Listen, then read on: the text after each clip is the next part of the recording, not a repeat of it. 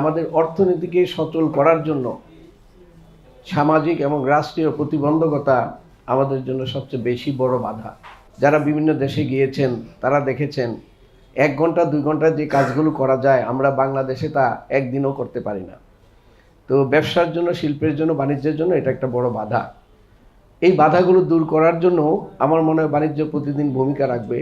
আমি একটা উদাহরণ দেই, সম্ভবত এই ঢাকা সিটির ভিতরে 18টা থেকে 17টা রেল ক্রসিং আছে এবং এই রেল ক্রসিংগুলোর কারণে কমপক্ষে দিনে 8 ঘন্টা মানুষ স্থবির অবস্থায়, যানজট অবস্থায় বা প্রতিবন্ধকভাবে রাস্তায় বসে থাকে।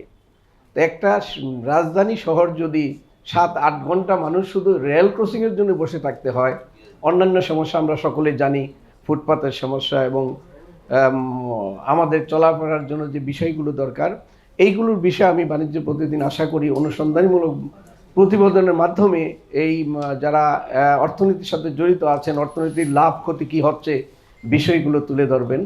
এবং আগামীতে এই বাণিজ্য প্রতিদিন আজকে 7 থেকে 8টা বাণিজ্যিক পত্রিকার নাম আমরা জানি, এর মধ্যে বাণিজ্য প্রতিদিন এই 5 বছরে তাদের অবস্থানে জায়গা করে নিয়েছে।